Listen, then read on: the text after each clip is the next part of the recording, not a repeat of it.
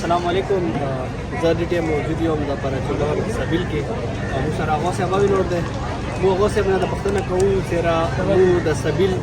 انا محرم نه یو نصب محرم نه یو اواله شو نو خدا مطلب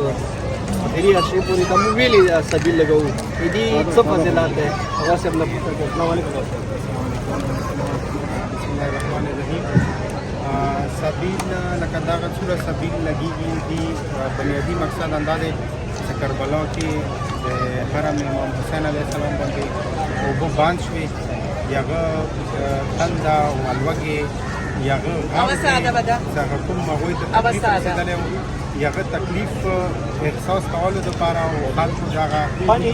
تشنګي وجو کولو دپاره دا انشاءالله ټول مؤمنین دغه سبیل لګوي مطلب د خلکو ته بیا د تګ احساس یاوي ورسره دغه عظیم ثواب هم حاصل شوی دی اوبه یو داسې شی دی چې د انساني بنیادي ضرورت دی اوبه او خوراک او د لباس نو دې حوالې سره دا مطلب یو نیچرل فطرتي شی دی اوبه چې د هر چي ته هر ځای کې اویلیبل دی لکه څنګه امام حسین علیه السلام په کربلا کې حر بن یزید ریاحي د هغه فوج دپاره هغه اوبه جمع کړه دا یو فطرتي ضرورت و هر یو انسان دپاره اسلام دین فطرت دی او فطرت ته کوم شی نه ضروري دي هغه پروواید کول انسانیت د بنیاد باندې هغه هر یو کس ته ضروري دي چې هغه فراهم امام حسین علیه السلام حر بن یزید ریاحي فوج ته هغه وسانو ته ټولو ته اوبه ورکړلې خو په هغه کې جواب کې د یزید لښکر و چې دغه هغوی ته به وجدادو نه لا پاتې وه چې هغوی اخري حربه هغوی انداره چې اوبه ورباندې بند کړي هغه سره هغه فوج کمزوری کړي چې هغه مطلب هغه سره جنګ وکړي دغه فطرت امام علی علیه السلام جنګ صفین کې هم هغه باندې چې کله اوبه بند شي هغوی چې کله اوبه ونه وسیلې کړي هغه نه بعد امام علی علیه السلام اوبه عام کړي چې دا هر چا ته په کار دی اوبه میلاو شي دا یو فطرت ضرورت دی د هر یو انسان لپاره جنګ یو ځان ته مقام دی او په ځان ته مقام نو دا یو بل پښتنه نه کوو لکه اکثر مو دا وړونه یو د سکول بنه کوي دا زیور د تاسو متام ویلې کوو د تاسو متام جنا مولا حسین ته مطلب څه فائدہ ملېږي د څه پیغام ورکړي موږ نه کسانو ته چې یاره موږ متام ویلې کوو څه واجب نه کوو دې خو بنیادی هغه دا دی لکه تاسو وڅوي تاریخ کې پیغمبر اکرم صلی الله علیه و آله وسلم حضرت ام سلمہ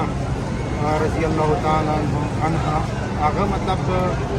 پیغمبر اکرم چې کله ولیدلو هغه جوړېدلو هغه کمرې کې چې هغه چې کله ویرغله هغه مطلب ویله چې اوس ماته جبرائیل راغلی او هغه ماته دا پیغام راکړو چې امام حسین علیه السلام چې د کومې دا خط کې دی دا به شهیدېږي او دا مطلب امت اسلامي هغوی به دا شهیدوي نو هغه ټایم امام پیغمبر اکرم متام کړی او بل ټولو کې زیات چې کوم هغه دی متام چې موږ ټول هغه دې وجې نه کوو چې کربلا کې حرم امام حسین علیه السلام هغه ته دا اجازت نه و چې هغوی خپلو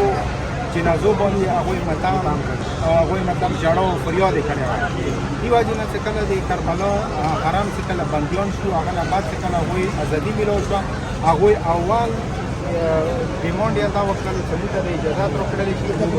متام وکړو نو دغه متام هغه تاریخ حوالې سره موږ